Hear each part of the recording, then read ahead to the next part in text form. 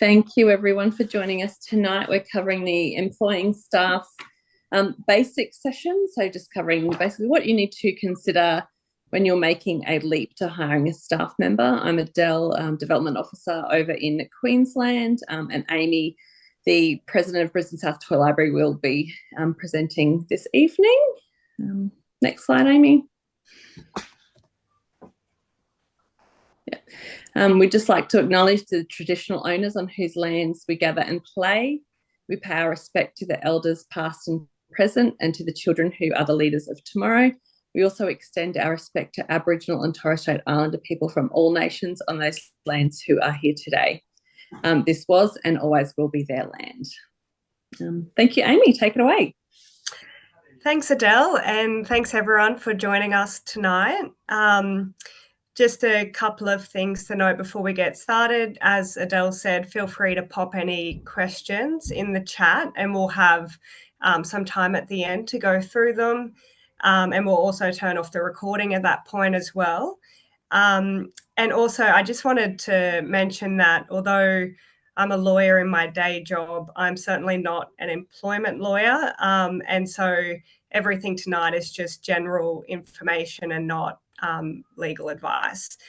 So tonight we're going to be looking at all the things you should consider if you're at a point where you're looking to employ a toy librarian. So I'll just be covering very basics, and then Adele and Helen at TLA will be doing some more in-depth training in July, and we'll have some more information about that at the end as well. So at Brisbane South Toy Library, we were in a position last year where we ended up employing a toy librarian. So we were approaching 200 member families and we had just under 2,000 toys. And we were opening 3 times every fortnight. So every Thursday morning we had an opening session and every second Saturday. And at that point, everything was entirely volunteer run. So the opening sessions and all the behind the scenes. And we were in a good financial position, but we were definitely feeling some growing pains. So our committee got to a point where we had to consider, could our toy library afford to employ a toy librarian? But also, another question was, could our toy library afford not to employ a toy librarian?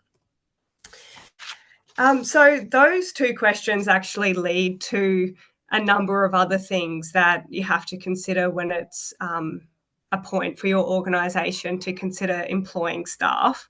So obviously financially, whether or not you can afford to pay someone is a critical question to ask. So at Brisbane South Toy Library, like I said, we were in a good financial position. We had some funds that we knew we could put aside into a separate bank account for our staff. And we always make sure that's kept topped up a few months in advance as well. So we always know that we can pay our staff member. But you also have to consider as well that actually paying for a staff member might free up time of your other volunteers in your committee to possibly attract other funds. So they might have more time to look for grants and apply for grants. So in the long run, you might actually end up better financially by actually employing someone. So that also leads to the next dot point on the screen about committee commitment and capacity. So obviously considering things like the time your other volunteers will save by having someone paid to be there and to, do your opening sessions. But also on the flip side is it actually takes a lot of commitment and time initially to properly train and supervise and support a paid staff member. So a couple of our volunteers at Brisbane South Toy Library, mainly Adele and Robin, they've spent a significant amount of time training and helping our toy librarians settle in. So you need to keep in mind that, yes, hopefully in the long run, employing someone will mean you have more time as a committee, but in the short term, it will be a significant time investment helping that person settle in. The next point about roster impact and continuity of service is also something you need to consider. So for us at Brisbane South Toy Library, we definitely wanted and saw it as a really big positive to have a staff member who could be the face of the organisation at each opening session, and also to just get to know our member families and our toys in more detail than any of us volunteers could who aren't there at every session. And finally, image impact is something to consider as well. So I know some other toy libraries really pride themselves on being 100% volunteer run, and that also helps them get grants. And some grants are only open to fully volunteer run organisations. So obviously paying for a staff member would have an impact on that. And, you know, some other toy libraries have considered, well, will it take away from the community feeling of our toy library by having paid staff? From my point of view, I haven't noticed any difference in our, you know, community feeling or the vibe that's going on at our toy library. But it's certainly something to keep in mind for your own organisation when you get to this stage. So who is responsible? So while financial capacity is obviously an important consideration, one of the other really important things your organisation needs to understand when taking the step to employ someone is that your association and the committee becomes legally responsible for the staff member. So the committee needs to make sure that there's someone who is appointed from the committee to be responsible for the employee. And sometimes that might be a few people from the committee who are responsible. So you might have someone who does the day-to-day, you know, training and supervision of your staff member. And then you might have someone who, like your treasurer, looks after the financial side of things. So making sure wages get paid and certain entitlements like leave entitlements are accruing appropriately. And in our case as well, we wanted to make sure that our staff member had access to multiple people on the committee. So while Adele and Robin are usually the first contact for Yana, our toy librarian, she also has other committee members' contact details in case there's something she wants to raise with someone else. And also, we just encourage our committee when they're in the library to obviously check in with Yana so that we have an open line of communication with multiple people and our staff members so that we know what's going on for them in the toy library. So employer obligations. So once you employ a staff member, various legal responsibilities arise, and your committee need to make sure that you're across them and you're compliant with all the laws and regulations. And while that might seem a bit daunting to begin with, there is actually a lot of free help out there for organisations. So you can get free legal advice, you can get a lot of information from free fact sheets that are available, and of course also TLA can help point you in the right direction.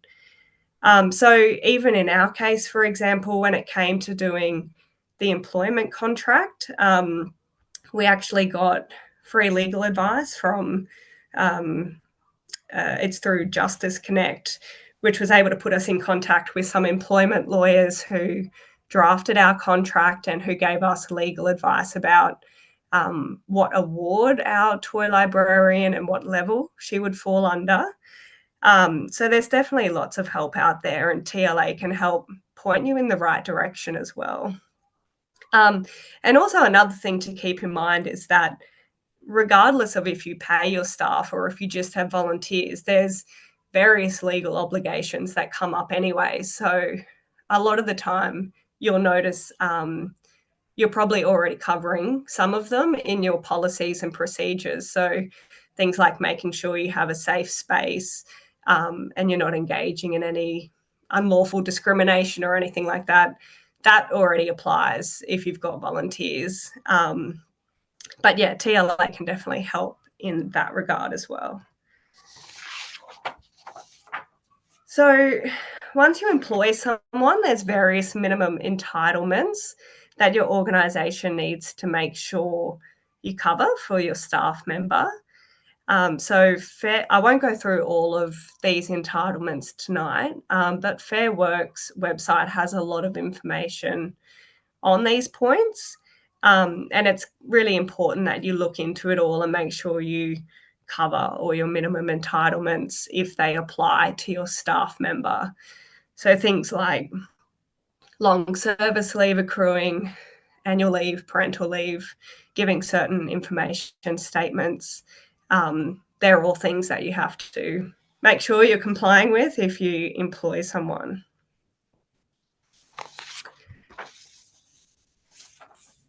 Obviously, you can also have different types of employees. So you can have a casual who's paid per hour and who does short or irregular periods. You can have a permanent full-time or a permanent part-time employee, and that's someone who does regular shifts, and then all those minimum entitlements do apply. And then you can have a contractor who just does a specific task. They can negotiate their own salary and things like that. So for our toy librarian, we have her on a permanent part-time basis because we want her there for all the opening sessions, and she comes along to some of the to the committee meetings and some of the other training and events that we have as well.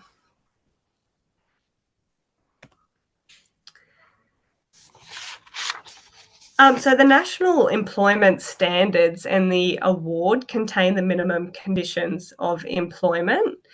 And so as an employer, you must pay according to the correct and relevant award and appropriate level for the responsibilities that your staff member will be undertaking.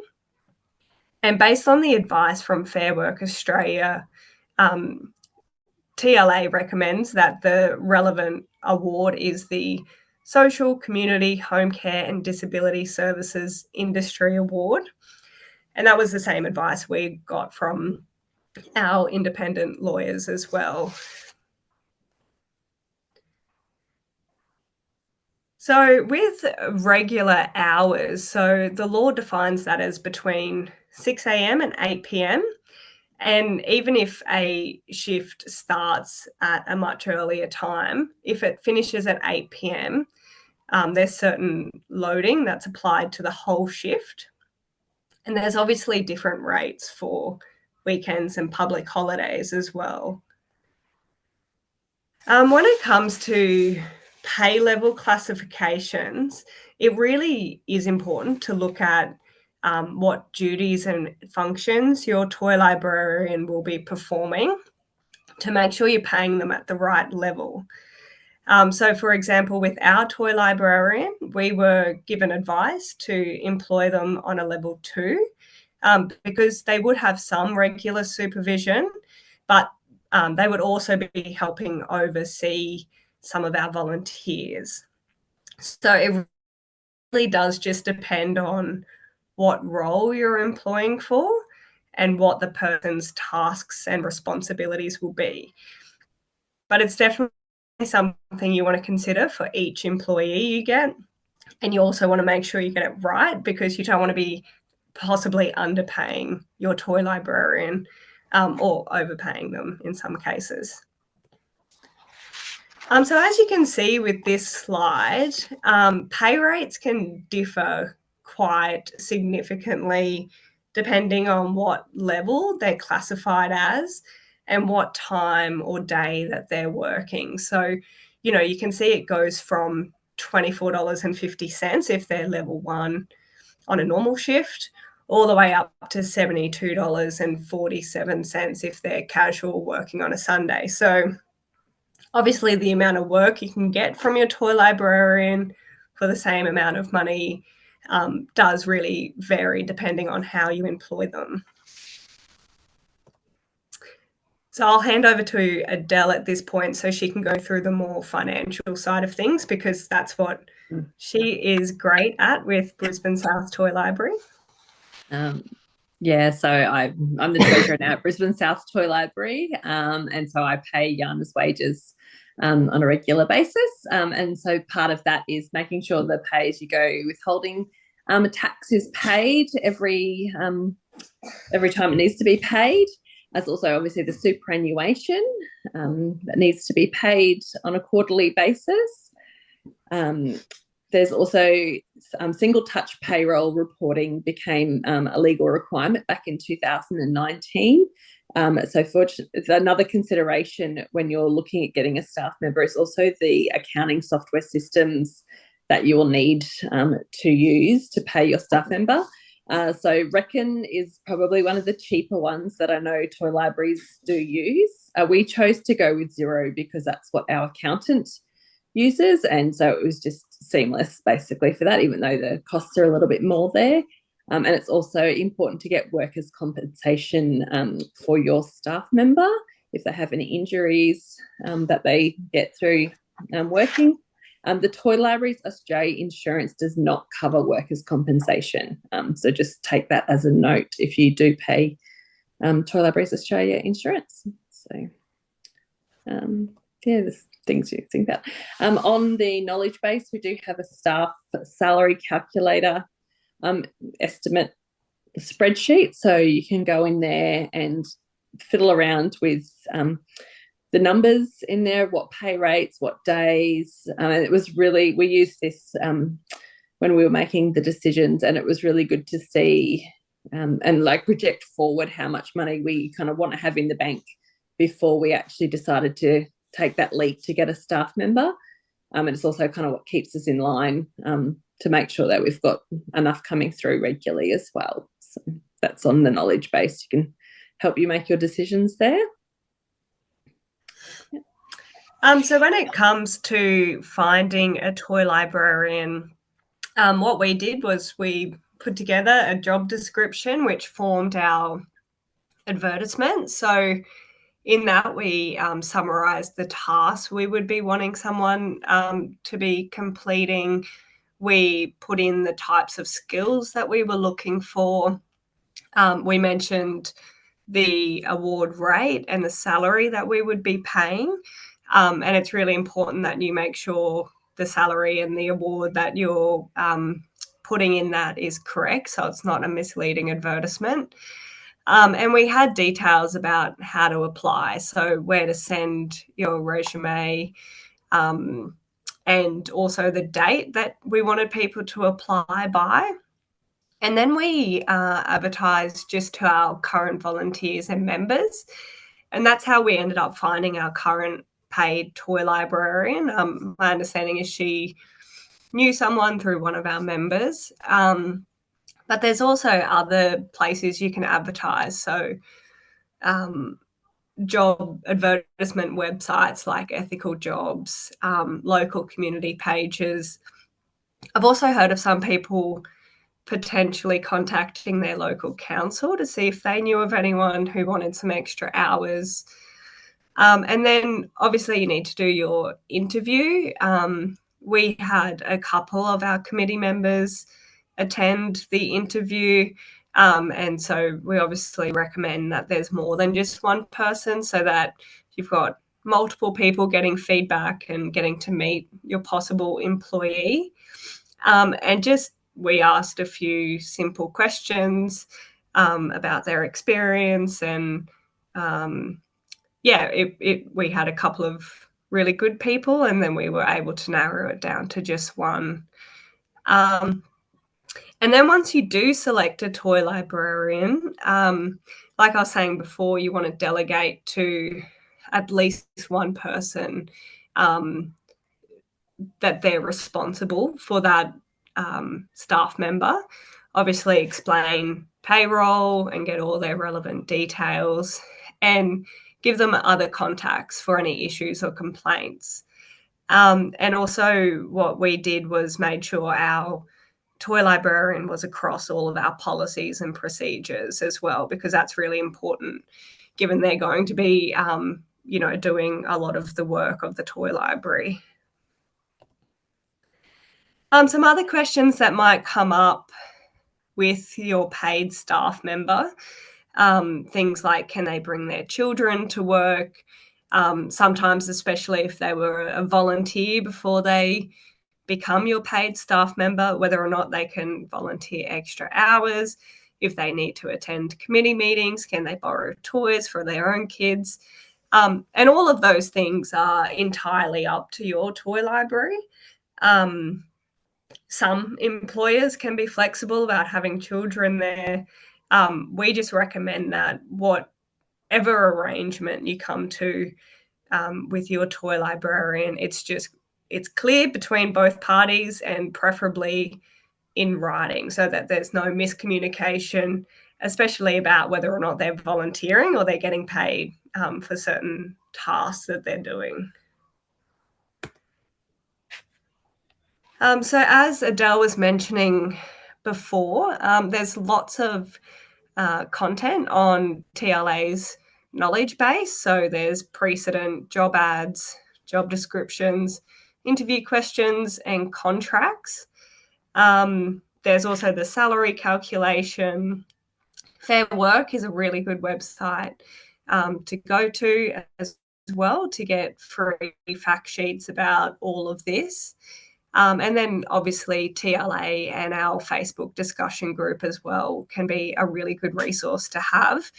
And I'd just add to that as well, through Justice Connect, if you contact them and just let them know that you're a not-for-profit organisation looking at employing a paid staff member, they can, similar to what they did for us, find you a law firm who will do it for free. And so in our case, we were referred to quite a large, I think, international law firm who would otherwise charge thousands of dollars to their client, but we were able to get our contract drafted and advice for free. So that's another really good resource to have to make sure you're compliant with all these laws and regulations around employing people. So that just brings us back to the first two questions. So there's a lot to consider whether or not you can afford to employ a toy librarian, but on the flip side as well, whether or not you can afford not to employ a toy librarian, and just the possibilities and opportunities that both will create for your toy library. Adele, did you want to do this session? I think it's just some more information about the upcoming sessions. So these are for advanced information about employing staff in your toy library, available on the 18th of July at evening again, similar to this one, and also 19th of July throughout the day. And that will be with Adele and Helen, I believe, from TLA, who will go through all of this stuff, but in a lot more detail, I believe. Yeah, so it'll be covering basically what happens after you've hired the staff member, and then from there on.